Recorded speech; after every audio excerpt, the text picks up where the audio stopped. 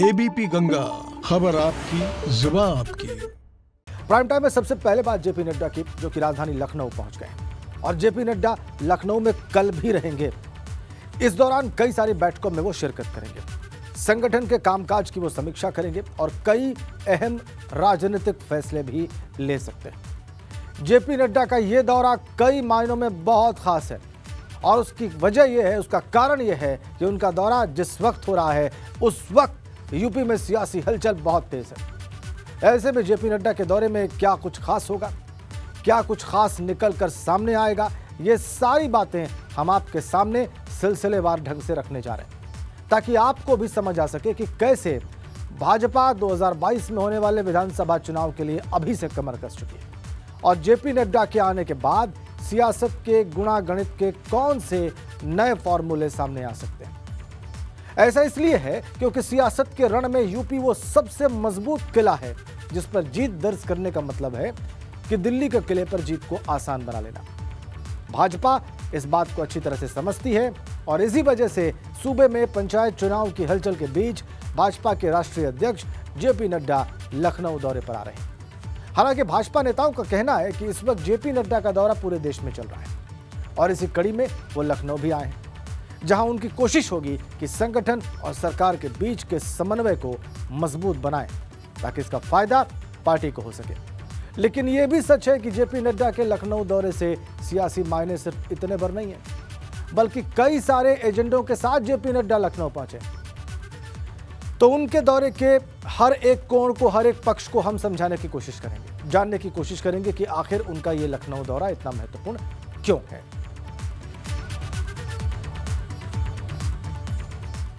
सबसे अहम सवाल यह है कि जेपी नड्डा का ये लखनऊ दौरा इतना अहम क्यों है। तो पहले आपको समझाते हैं कि इस दौरे की अहमियत इस तरह से ज्यादा क्यों समझी जा रही है। दरअसल उत्तर प्रदेश में एक साल बाद यानी कि 2022 में विधानसभा चुनाव होने, इसकी तैयारी भारतीय जनता पार्टी ने पहले से ही शुरू कर दी है। अपने दौरे पर जेपी नड्डा यह समझने की कोशिश कर रहे हैं कि यह तैयारी कितनी पुख्ता है। वहीं यूपी में पंचायत चुनाव भी होने वाले हैं और इसको लेकर भाजपा ने अपनी कमर कस ली। जेपी नड्डा अपने दौरे पर पंचायत चुनाव की तैयारियों का भी जायजा लेंगे, समझने की कोशिश करेंगे कि इसे लेकर तैयारी कितनी हो चुकी है। वहीं योगी सरकार के मंत्रिमंडल विस्तार की खबरें भी सामने आ रही, इसको लेकर भी जेपी नड्डा पार्टी के नेताओं और योगी सरकार के मंत्रियों से बात करेंगे। इसके अलावा एक अहम फैक्टर अरविंद कुमार शर्मा भी हैं। वो वीआरएस लेकर हाल ही में भाजपा में शामिल हुए, उन्हें विधान परिषद उम्मीदवार भी बनाया गया, वो निर्विरोध चुन भी लिए गए हैं। वो 16 वर्षों तक प्रधानमंत्री नरेंद्र मोदी के साथ साए की तरह रहे। ऐसे में माना यह जा रहा है कि इन्हें भी यूपी में कोई अहम जिम्मेदारी देने के लिए ही लाया गया है। माना यह जा रहा है कि अपने दौरे के दौरान जेपी नड्डा इसे लेकर भी कोई फैसला ले सकते हैं। वहीं सोशल मीडिया वॉलंटियर्स को भी लखनऊ में जेपी नड्डा मंत्र देंगे, उन्हें बताएंगे कि कैसे उन्हें पार्टी के लिए आगे काम करना है।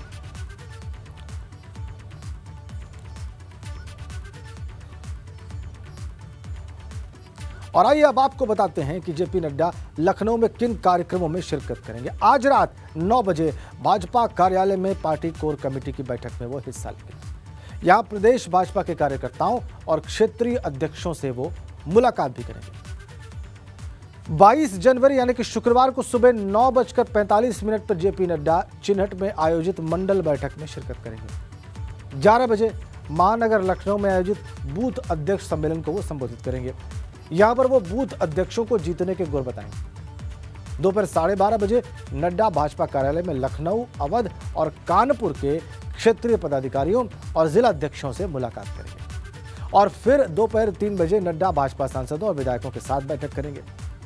शाम 4 बजे JP Nadda social media volunteers को संबोधित करेंगे और शाम को 5:30 बजे जेपी नड्डा इंदिरा गांधी प्रतिष्ठान पहुंचेंगे। यहां पर वो लखनऊ प्रबुद्ध वर्ग सम्मेलन को संबोधित करेंगे। और उनके इस दौरे से तमाम मंत्रियों में बेचैनी भी देखी जा रही है। दरअसल भाजपा अध्यक्ष जेपी नड्डा सरकार और संगठन दोनों स्तर पर अलग अलग बैठक करेंगे, जहां पर इसके जरिए वो पार्टी के कामकाज का पूरा ब्यौरा लेंगे। वहीं मंत्रियों से भी उनके कामकाज का हिसाब लिया जाएगा और ये बात जगजाहिर है कि बहुत जल्दी उत्तर प्रदेश में कैबिनेट रिशफल यानी कि मंत्रिमंडल का विस्तार होना है। ऐसे में कई ऐसे मंत्री डरे हुए हैं जिन्होंने उम्मीद के मुताबिक काम नहीं किया है। उन्हें डर सता रहा है कि उनकी कुर्सी जा सकती है। जेपी नड्डा अपने दौरे पर हर रिपोर्ट पर बारीकी से नजर रखेंगे और समझने की कोशिश करेंगे कि प्रदेश में पार्टी संगठन और सरकार किस तरह से काम कर रहे हैं, क्योंकि महज 1 साल बाद 2022 में विधानसभा के आम चुनाव होने हैं और ऐसे में अगर कमियों को नजरअंदाज किया गया तो ये पार्टी पर भारी भी पड़ सकता है। भाजपा के लिए सबसे बड़ी चुनौती 2022 में 2017 जैसी विशालकाय जीत को बरकरार रखना है और इसके लिए सूबे के मुख्यमंत्री योगी आदित्यनाथ भी जमकर पसीना बहा रहे हैं। लेकिन उनकी कोशिशों का जनता के बीच कैसा असर हो रहा है, यह समझने की कोशिश होगी जेपी नड्डा की। सबसे ज्यादा परेशान वो मंत्री दिख रहे हैं जिनका कामकाज लोगों की उम्मीदों पर खरा नहीं उतरा है। ऐसे में अगर इनके कामकाज से हिसाब से आलाकमान खुश नहीं होता है तो आने वाले वक्त में इन मंत्रियों पर गाज भी गिर सकती है।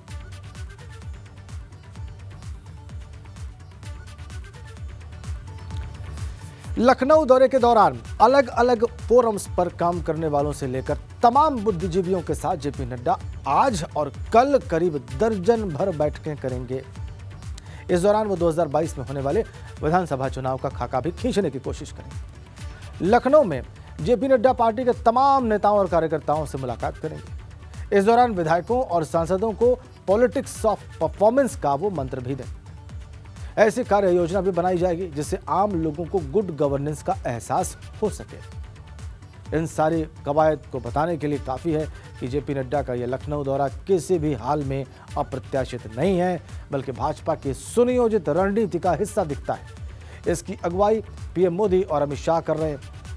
2019 लोकसभा चुनाव से पहले भी जेपी नड्डा ने ऐसा ही दौरा किया था। वहां पर उन्होंने कई बैठकें की थी और अपनी मजबूत रणनीति की वजह से ही पार्टी को सूबे में बड़ी जीत दिलाई थी। उनकी इन बैठकों में ही यादव जाटव वोट बैंक को जोड़ने की रणनीति पर काम शुरू। ठीक वैसे ही 2022 विधानसभा चुनाव से पहले जेपी नड्डा का यह दौरा भाजपा के माइक्रो मैनेजमेंट पॉलिसी का ही हिस्सा दिखता है।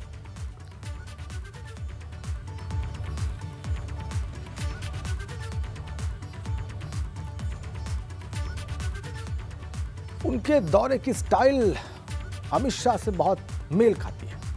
अमित शाह जब बीजेपी अध्यक्ष थे तो वो भी खुद लोगों के और संगठन के कार्यकर्ताओं के बीच जाते थे। उनकी कोशिश होती थी कि वो जनता की अपेक्षाओं को समझते हुए नई रणनीति बनाए ताकि इसका फायदा जनता के साथ साथ पार्टी को भी हो। अमित शाह का ये फॉर्मूला बहुत हिट रहा और इसी फॉर्मूले पर जेपी नड्डा ने भी भाजपा को कई मोर्चों पर जीत दिलाई है। ऐसे में लखनऊ दौरे पर जेपी नड्डा कार्यकर्ताओं और नेताओं के साथ मुलाकात करेंगे, साथ साथ 2022 के लिए सियासी बिसात कैसे बिछाई जाए इस पर मंथन भी करेंगे।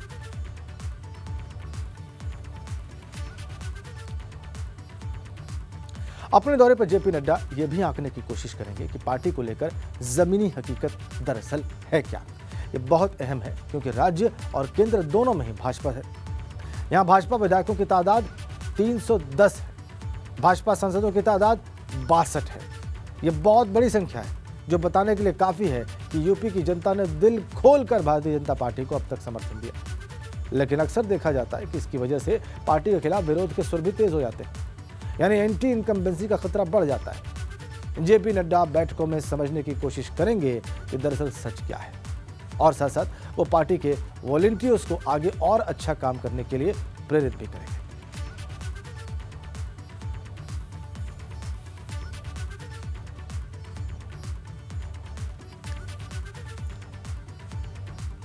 आपको हम इस वक्त ताज़ा तस्वीरें दिखा रहे हैं भारतीय जनता पार्टी के प्रदेश कार्यालय की। आप देखिए, बीजेपी के राष्ट्रीय अध्यक्ष जेपी नड्डा वहां पहुंचे हैं। मुख्यमंत्री योगी ने उनका स्वागत किया। ये देखिए, प्रभु श्री राम की प्रतिमा एक का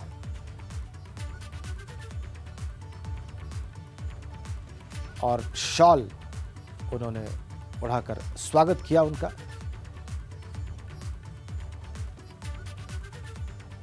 मुख्यमंत्री योगी आदित्यनाथ स्वागत करते हुए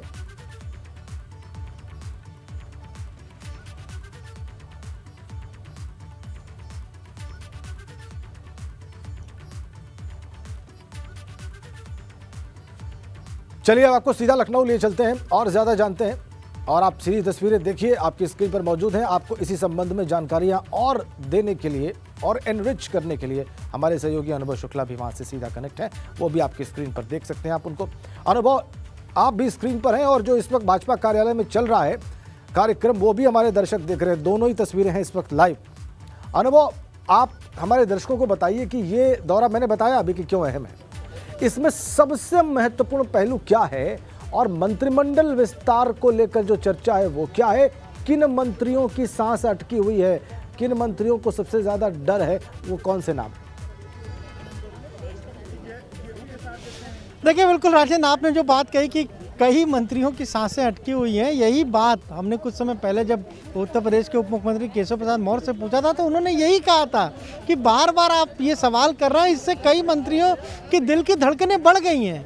यानी कि जिस तरीके से हमने जो खबर पहले दिखाई थी कि जो नॉन परफॉर्मेंस है जिनकी उम्र ज़्यादा है, ऐसे मंत्रियों को हटाया जाएगा और ये बिल्कुल तय है।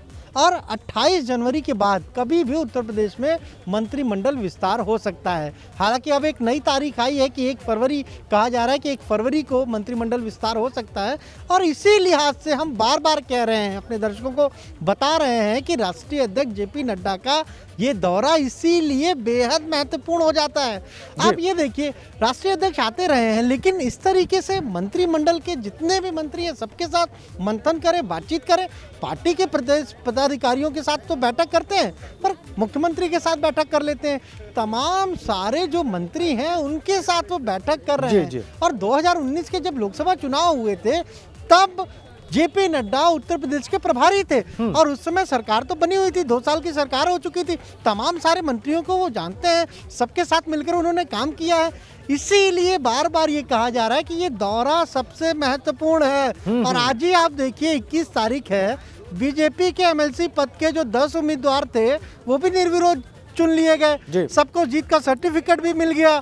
प्रदेश अध्यक्ष स्वतंत्र देव सिंह से लेके उप मुख्यमंत्री दिनेश शर्मा और पूर्व नौकरशाह ए के शर्मा तक शामिल है उसमें। तो कई सारी चीजें, देखिए घटनाएं ऐसी हुई हैं, ऐसे चीजें हुई हैं एक के बाद एक, जिसके बाद ये कहा जा रहा है कि बदलाव तो होने ही है।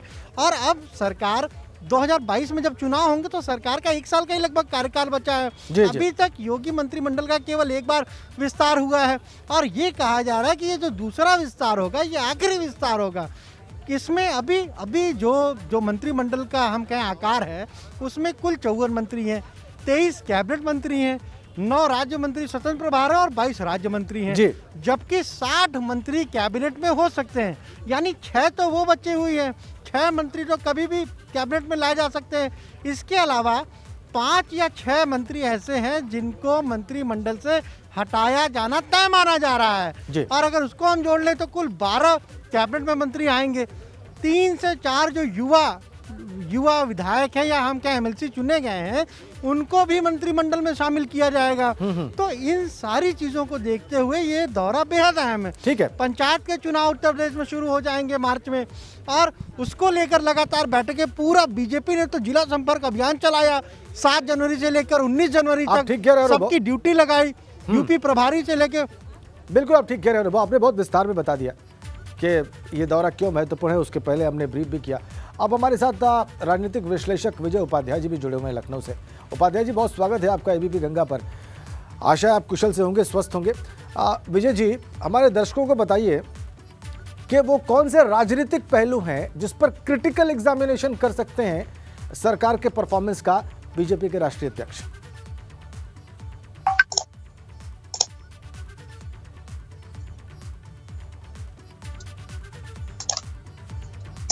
विजय जी, आपको मेरी आवाज मिल रही है?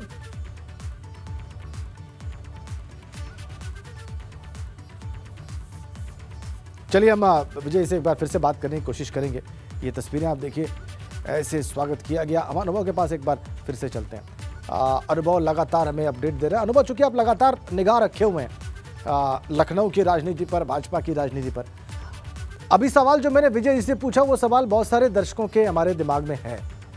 सरकार के प्रदर्शन के अलावा पार्टी पदाधिकारियों के प्रदर्शन पर किस तरह का क्रिटिकल असेसमेंट कर सकते हैं? जाहिर सी बात है उनका उद्देश्य ये होगा कि सही लोगों को ही आगे किया जाए, चुनाव से पहले ज़्यादा जिम्मेदारियां दी जाएं और जो नॉन परफॉर्मर्स हैं या जो एरियाज जहां पे परफॉर्म करती पार्टी नहीं दिखाई दे रही है वहां से कम योग्य लोगों को हटाया जाए। तो ये एग्जामिनेशन वो कैसे करेंगे? देखिए, बीजेपी की एक वर्किंग स्टाइल बिल्कुल अलग है। ऐसा नहीं है कि बीजेपी केवल अपने मंत्रियों के भरोसे है। यहाँ पर हर एक मंत्री का फीडबैक लगातार, चाहे वो प्रदेश अध्यक्ष हो, चाहे वो प्रदेश संगठन महामंत्री सुनील बंसल हो या फिर राष्ट्रीय अध्यक्ष हो, उन तक जाता ही जाता है। और वही फीडबैक, वही काम का आधार ही हम कह रहे हैं कि वजह बनेगा मंत्रियों के हटाए जाने का, नए लोगों के मंत्रिमंडल में शामिल किए जाने का। आज आप सोचिए कि जो बीजेपी के राष्ट्रीय अध्यक्ष जेपी नड्डा वो मौजूद हैं। अंदर जो रूम है, हम आपको अगर तस्वीर दिखाएं तो भीतर जो एक माधव सभागार है, वहीं पर ये बैठक हो रही है, सारे मंत्री वहीं मौजूद हैं। उसके अलावा आप सोचिए BL संतोष जो पहली बार पहुंचे हैं लखनऊ और पार्टी के नेशनल जनरल सेक्रेटरी हैं, वो भी यहाँ मौजूद हैं। दुष्यंत गौतम वो भी यहाँ मौजूद हैं। अरुण सिंह वो भी यहाँ मौजूद है। यानी पूरा पार्टी का जो आला कमान है, जो निर्णय लेता है, हर एक चीज़ का जो निर्णय बीजेपी में लेता है, वो पूरी टीम आज लखनऊ में मौजूद है। और अगर लखनऊ में मौजूद है तो ऐसे तो नहीं आई होगी। यानी कुछ ना कुछ तो उद्देश्य जरूर होगा, कुछ बदलाव होने होंगे, कुछ बड़े परिवर्तन होने होंगे, अनुभव आपने शामिल किया जाना होगा। बहुत आपने दिलचस्प बात कही है अनुभव। आपने कहा है कि इतने सारे लोग एक साथ मौजूद हैं, इसका मतलब कुछ ना कुछ तो निर्णय हुआ है और यह निर्णय होने वाला है। दोनों ही बातें हैं। विजय उपाध्याय जी हमारे साथ जुड़ गए। विजय जी, आपको मेरी आवाज मिल रही है? बहुत अच्छी मिल रही है। विजय जी, स्वागत है आपका। जानना मैं ये चाहता हूँ और हमारे सारे दर्शक जानना चाहते हैं कि क्या निर्णय लेकर आए हैं राष्ट्रीय अध्यक्ष महोदय या निर्णय अभी चर्चा में लिया जाना है? देखिए, भारतीय जनता पार्टी का जो मिजाज है वो दूरगामी दृष्टि से फैसले ले लेते हैं और फिर अमल करते हैं। तो यहाँ बैठ के कोई निर्णय नहीं होना है, शायद अमल होना है।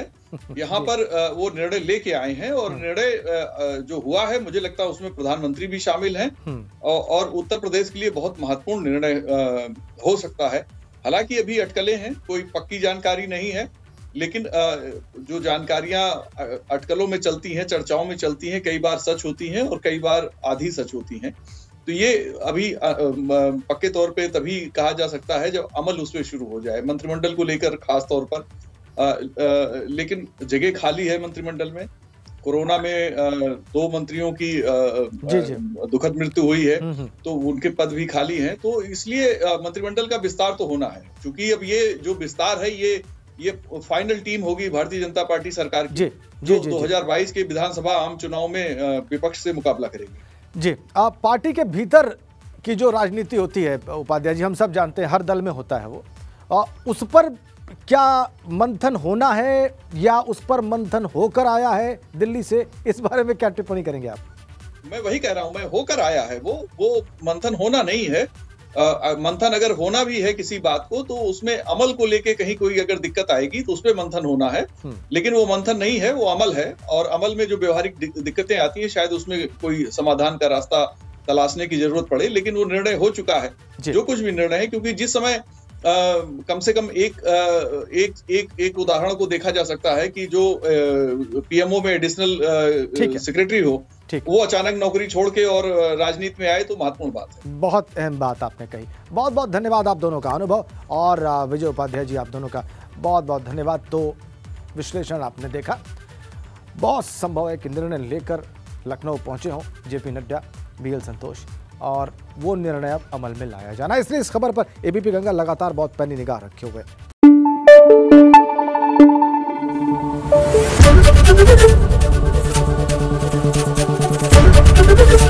एबीपी गंगा, खबर आपकी, जुबान आपकी।